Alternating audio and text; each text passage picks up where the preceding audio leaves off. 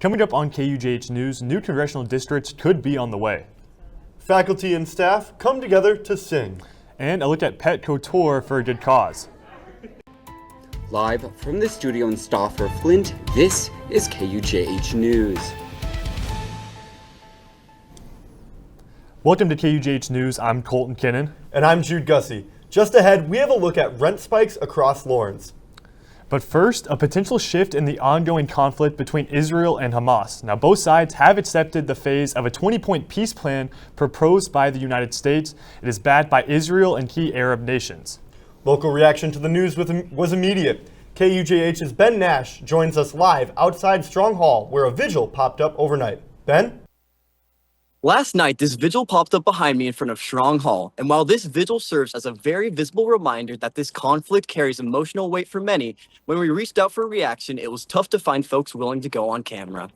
We discussed how to end the war in Gaza, but it's just a part of the bigger picture. The proposed peace plan means an immediate end to the two-year war between Israel and Hamas. The plan emphasizes the return of Israeli hostages in exchange for a number of Palestinian prisoners and detainees. Hamas agreed to the deal on Wednesday evening, ensuring the complete withdrawal of occupation forces and the entry of humanitarian aid. I think bringing an end to bombing campaigns that have been going on in Gaza is always going to be a net positive. So I think an end to that that mass scale violence, if that is what's going to come from this, is incredibly important.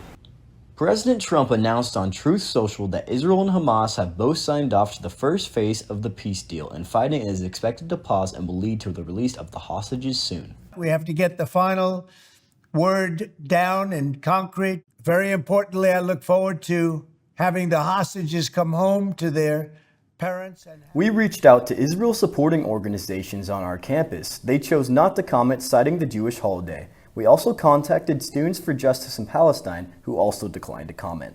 The ceasefire will go into effect immediately after the approval by the Israeli government around 1400 Jerusalem time. Israel is allowing 400 aid trucks to enter daily during the first 5 days, with the number to increase over time. And again, Amina Sayed contributed to this story, and I'm certain we can anticipate more displays and reactions like this one as peace talks continue. Colin, back to you. Well, as this conflict enters its third year, this progress marks some of the most significant development in months. It's certainly been cold and rainy this week, but KUJH weather forecaster Aiden Baugh is here to give us a first look at what we might expect for the rest of the week. Aiden? Jude, it's going to be a pretty cloudy day today, much the same tomorrow. These clouds lingering around much of northeast Kansas, Topeka, Emporia, cloudy all the way around. These clouds are, however, expected to begin dissipating, moving out of the area in the next few hours in our early evening. But our temperatures are going to be rising up considerably from 67 right now as high as 75 degrees in our early morning. Those winds still lingering around out of the south at about 5 to 10 miles an hour. In just a short while, we're going to be talking about those clouds moving out of our area just like we saw. Those showers are expected to come through later tonight in your early morning hours, but they're not going to be lingering around much past Friday. We have a very beautiful and warm weekend ahead for you as you look to start your fall break. Jude, back to you. Thanks, Aiden. We'll have more on that later in the show. Last month, Missouri passed a new redistricting map, splitting up Kansas City in an effort to give the Republican Party an extra seat in the House.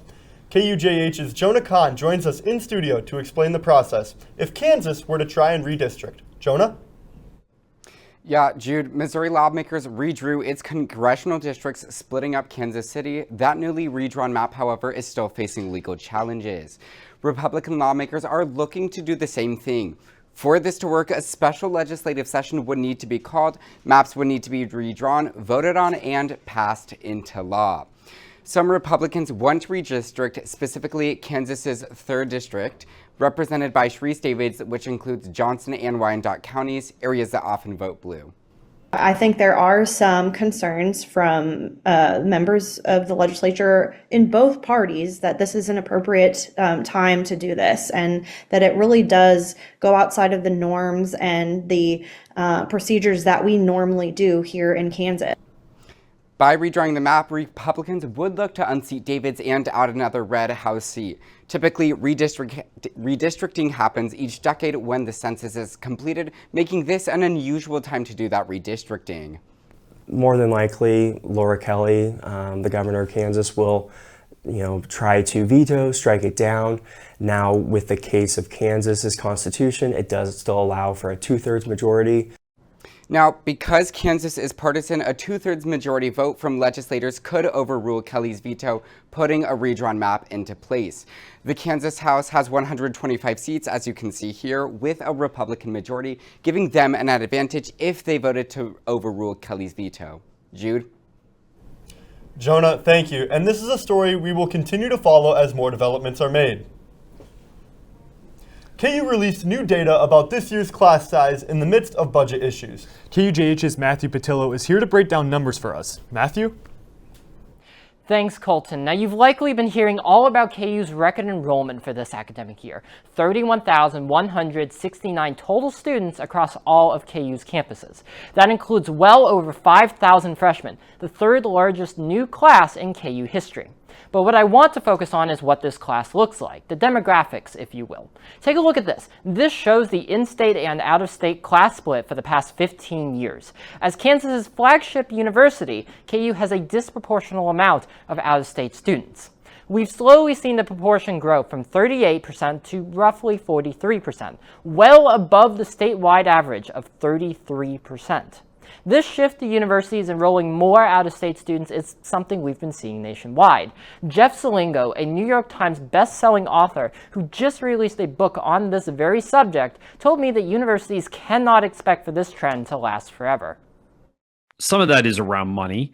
Most public flagships receive less money today than they did 20 years ago from their states, and so to make up that difference, they have gone to attract out-of-state students who often pay almost twice as much in terms of tuition, room, and board.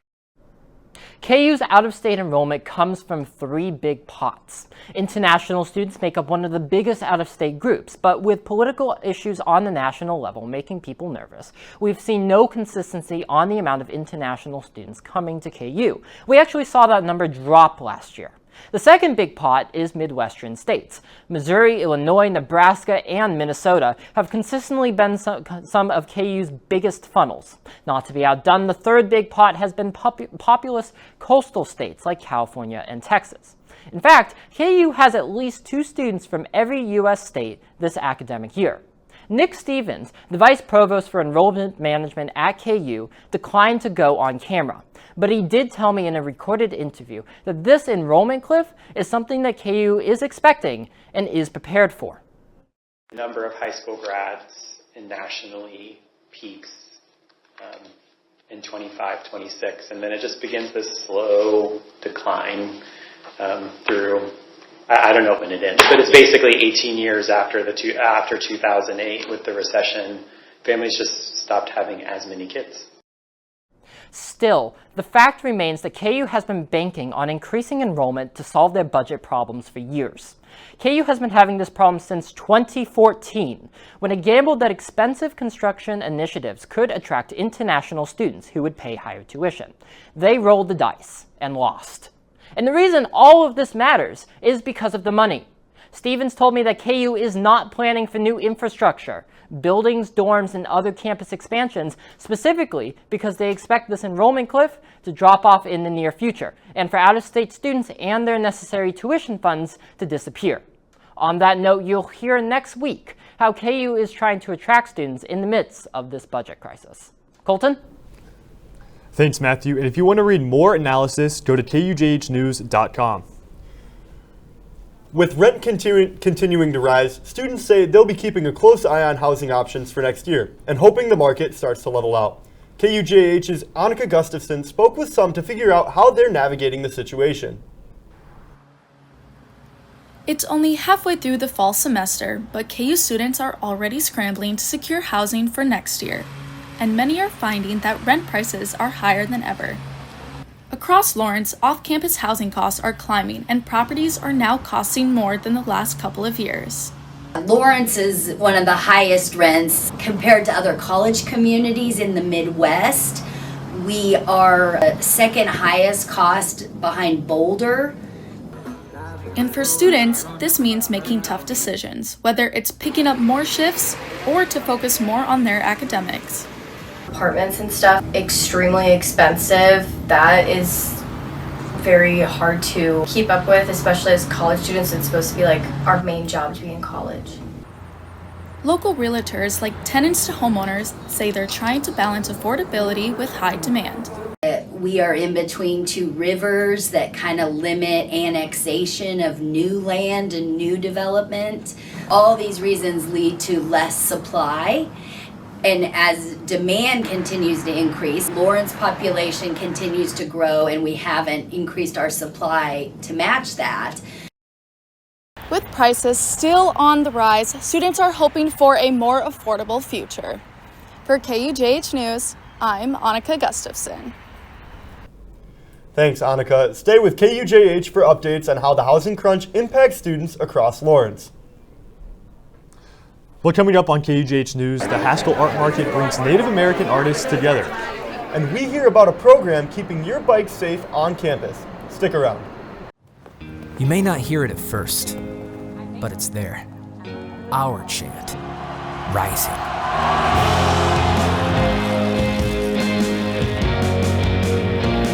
On this summit, callings converge, voices unify into a chorus that sounds out for good, for greatness. Can you hear it? Welcome back. After a rise in bike and scooter thefts last year, KU police are reminding students to take precautions. KUJH's Emma Hale shows us how the department's registration program aims to protect property on campus. Last October, KU Police shared this post on Facebook, warning students about a rise in e-scooter thefts and encouraging them to register their bike and scooters with the department. Nearly a year later, the department says it is preparing to post another reminder after noticing a recent rise in bike thefts across campus. Theft is always going to be one of our biggest crimes that we have on campus. That's fairly expected given, especially with bicycles and e-scooters, the number of them that we have here. In terms of compared to last year when we made that specific announcement, we are significantly down in terms of specifically e-scooter thefts. We have seen a very recent, not really spike, but a trend upwards in bicycle thefts. The bike and e-scooter registration program helps KU Police identify stolen property faster. Students can upload serial numbers, model information, and photos, allowing officers to confirm ownership and return recovered items more easily. If we have that information, it makes it a lot easier for us to be able to prove something's yours whenever we recover it. Captain Campbell says awareness of the registration program is still growing, and many students may not realize they can easily protect their property by registering online. For some, theft on campus already feels like a familiar problem. Yeah, I've definitely heard that's a pretty big issue. I know somebody who got their bike stolen like the first day. KU students can register their bike or scooter entirely online through the KU Police Department website, a simple step that can prevent future thefts. Reporting for KUJH News, I'm Emma Hale. Thanks, Emma. Students can find the registration form on the KU Police Department website. And speaking of bike riding, KUJH weather forecaster Aiden Baugh is here to give us a look at what we can expect for the next week. Aiden, any good biking weather ahead? Colton, I'd have to say the best time to get out there and enjoy biking around Lawrence is going to be probably Saturday. Sunday looks a little bit too hot for me personally, especially comparing it to the last week we've had here of temperatures in those low 70s, mid 60s. 84 degrees is going to feel downright sweltering. Saturday, Sunday, really hot, guys. I can't lie. 79 to 84 this time of the year, a little bit above average temperature, but it is going to be pretty sunny both days. Should not be too much of a concern for precipitation. However, Monday and Tuesday, as we look to end our fall break, though we do have a slight chance of showers and thunderstorms rolling through Monday morning, Tuesday morning as well, just an ever so slight chance. We'll have more, we'll keep our eyes on that, see if those chances increase at all over the next few days. Temperatures around the area here in northeast Kansas, 67 degrees here in Lawrence, Olathe, Paola, much of the same, a little bit warmer to our north in Tonganoxie and Kansas City. Osage City, 70 degrees. Ottawa at 69 degrees. For your evening planner, now it's going to be relatively mild most of the day, thankfully. 73 degrees by 4 o'clock. Those temperatures declining pretty sharply throughout our evening here. 72 degrees by 6 o'clock, 68 at 8, all the way down to 64 degrees coming by 10 p.m. A low tonight of 62 degrees. We do have a decent enough chance of showers and storms rolling through early morning hours tonight, tomorrow morning. Now, I can't lie, I'll probably still be awake at that time doing homework, so maybe I'll get to see a few flashes of lightning and some rain. For your 7-day forecast, 79 on Saturday, 84 on Sunday, Monday and Tuesday. That's when our chances of showers and storms are going to be making their way through Lawrence as we end our fall break. Wednesday, however, looking to be very pleasant outside. 83 degrees, still very warm and sunny. Colton, back to you. Thanks, Aiden. Jude, it seems like there's going to be a pretty nice fall break here in Lawrence. Right, well, I'm heading back up north to Minnesota, and it's going to be a little bit chillier over there.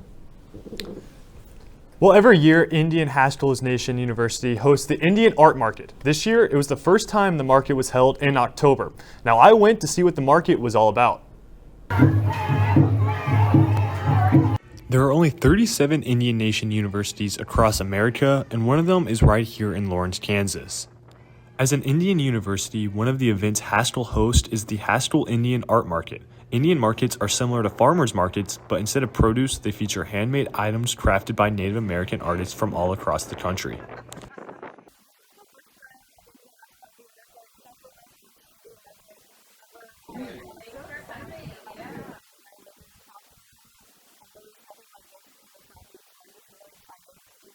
These artists come together to showcase their culture through artwork like beadwork, pottery, jewelry, clothing, paintings, and other traditional crafts. Along with items being sold, traditional Native American food was served, including classics like fry bread and Indian tacos. There was also entertainment, including live performances from Native American dancers and musicians who shared their traditions through song and dance. One of the biggest and most important aspects of this market is that it takes place right here in Lawrence.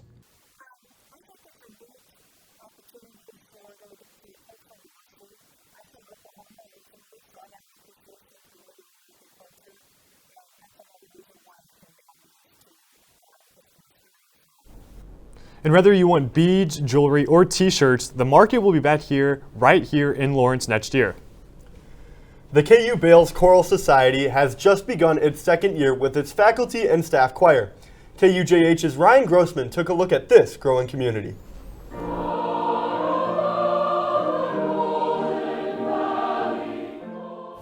In room 328 at Murphy Hall, over 40 faculty and staff members from all different departments meet every Monday evening from 6 to 8 p.m. to take part in a chorus rehearsal, preparing for their concert in December. The rehearsal began with a vocal warm-up, followed by practice renditions of It Was a Sunday, Crimson and the Blue, and John Rutter's Gloria. The rehearsal splits up with a 20-minute break, where members enjoy snacks, talk, and play games like Two Truths and a Lie. This unique opportunity for staff and faculty gives them a chance to sing and build community. When we get together, we sing, we laugh, we enjoy some community time with conversation and little snacks. So it really is an extension of what we feel is the best part of coming together to make music and building family. It's also an opportunity for some to practice composing for the first time, which Max Linares had the opportunity to do. So today I conducted for the first time with the choir. It was a little intimidating, but it was super fun. The faculty and staff choir was started by Dr. Michael Bauer and the KU Music Board, who wanted to broaden the school's outreach and give more opportunity. He decided last year to put this opportunity together for KU faculty and staff to come together to make music. While this choir was originally made for faculty and staff, students are in fact eligible to join. For KUJH News, I'm Ryan Grossman. To learn more info on how to join, go to the website on your screen below. And just ahead on KUJH Sports, Kansas City goes to the rodeo. And an update on the Kansas Relays. We'll be right back.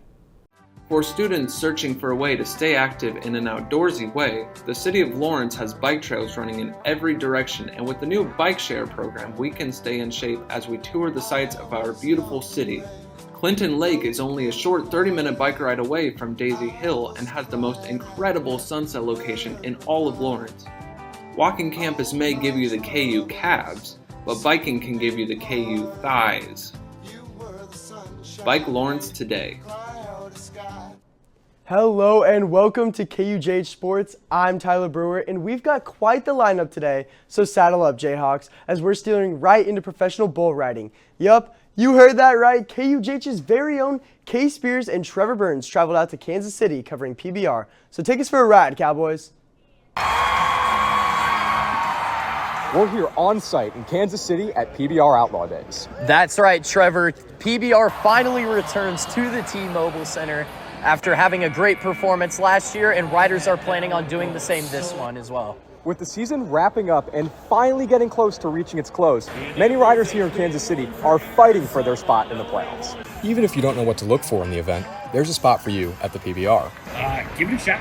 It's just fun to, again, it's fun to watch. Whether you have any experience or understanding of what's going on at all, like the action is worth all of it. In the PBR, the rider has to ride and stay on the bull for a total of 8 seconds. He can't touch the bull with his offhand, and the rider is judged and scored on how fluidly he can ride the bull. Simple, right? Well, it's not as easy as it sounds. And if you think that you could stay on, the professionals disagree.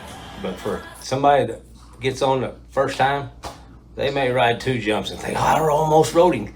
Well, no, you weren't even close. Bull riding isn't just for people who own a pair of boots.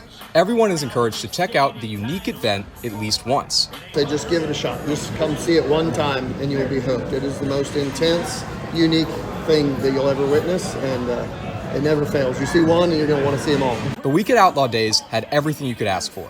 Great riding and close matchups. So if you're looking for something to pass the time, come kick up some dust and watch the PBR for yourself. As the dust settles, PBR leaves fans with big rides, bigger wrecks, and a whole lot of cowboy grit. Until next year, for KUJH, I'm Kay Spears. And I'm Trevor Burns. Back to you guys.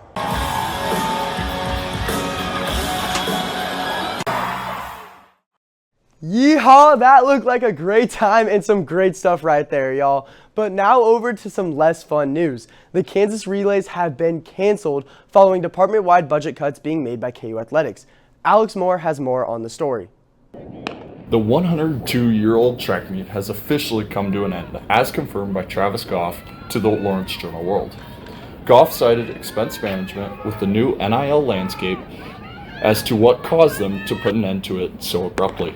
Drew Matthews is a Kansas track and field alum and current high school coach. He is one of the many fans who voiced disappointment over the decision. This is a great front porch type of event for the university, and it's a shame that it's gone. Meet director Tim Byers also agrees with this sentiment. I just don't think there was enough consideration of what it means to the economic impact, what it means to our athletes, and our alumni, you know, and everything and stuff. The relays had become a staple for college and high school students. The 3-day event brought in a lot of talent from across the country, creating competition that wouldn't occur at individual state championships. We had, people coming up from Arkansas and Missouri and Tennessee. I had hoped to take my team there at some point to the K Relays. The Kansas Relays had also been the second oldest annual track event in the country, only behind the Penn Relays held at the University of Pennsylvania. That's where the decision was made, was on a price tag, unfortunately, instead of a history-making, one of the best relays of the nation. Goff has said that they will try to run the event every couple of years. But according to Drew Matthews, that setup doesn't really work, especially when teams can't rely on the event on a yearly basis. For KUJH News, I'm Alex Moore. Thanks, Alex. It'll be interesting to see what other changes the university makes because of the new NIL landscape. Over now to some KU sports. The Jayhawks took down the UCF Knights this past Saturday in a game where it looked like both teams were trying to lose. Regardless, a win is a win, and the football team is setting their sights on top 10 opponent Texas Tech this weekend. Tech has been in the news a lot recently after a very expensive offseason where they spent almost $30 million on players. However, the investment's been paying off as the Red Raiders are undefeated and ranked the number 9 team in the country. For the Jayhawks, they look to get their sports get back as Texas Tech took down the women's soccer team last weekend in a 2-0 match.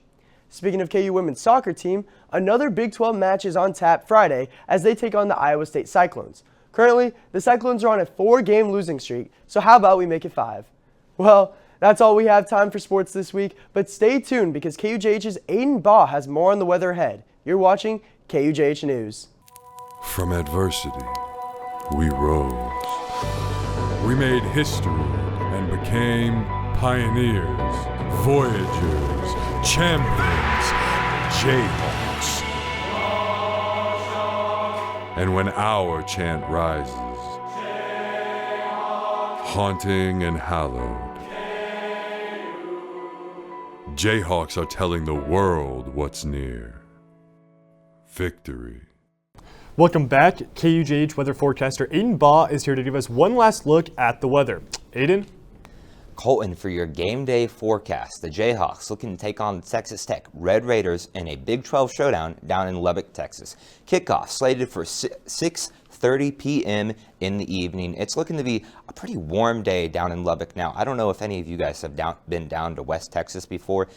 80 degrees there is not going to feel like 80 degrees here. It is going to be hot and dry out there. It's not going to feel pleasant. 80 degrees for your pregame festivities, warming up as high as 82 degrees by the time kickoff rolls around. 76, thankfully, beginning to lower down our temperatures down into those mid-70s by the end of the game. But what will be a factor, something to keep your eye on in the game, those winds south at about 15 miles an hour the entirety of the game.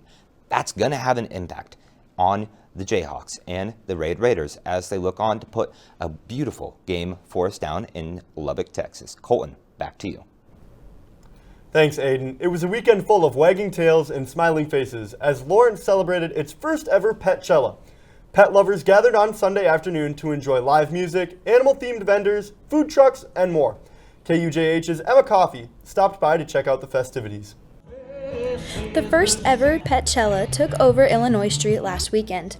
This free boho-themed festival, hosted by the Lawrence Humane Society, Rick's Place, and the Revival Room, brought together pet owners and dog lovers from all over the community. It was really important to connect with the community and the neighborhood, and so for us doing an event with dogs as well as the Lawrence Humane Society was really kind of a no-brainer. Doorbell ring. The event featured live music from local artist Tyler Gregory, homemade pet and human treats, and pop-up vendors celebrating all things animal. I think it's very important to support our community, especially nowadays, no matter what. And then when you can support local shelter like the Humane Society, that's always great. Plus, dog-friendly events are perfect for Lawrence. Everybody likes a dog-friendly event. This event also helped to raise awareness for pets available for adoption and promote local animal resources through organizations like the Kansas State Animal Response Team. It was for a good cause. Lawrence Humane's always a good thing to be donating and be involved in. With its laid-back vibe and plenty of four-legged fun, Petchella 2025 brought together Lawrence's pet community for a day of music, fun, and wagging tails. For KUJH News, I'm Emma Coffey. Thanks, Emma. Organizers say that they hope Petchella becomes an annual tradition in Lawrence, giving residents and their pets another reason to get out and play. Well, that's all we have for you this morning. Check out KUJH on TikTok, X, and Instagram for exclusive content, and keep up to date on the latest stories at KUJHnews.com. I'm Jude Gussie. And I'm Colton Kinnan. KUJH News will be back next Thursday at 11 a.m. Jayhawks, have a good fall break and the rest of your week.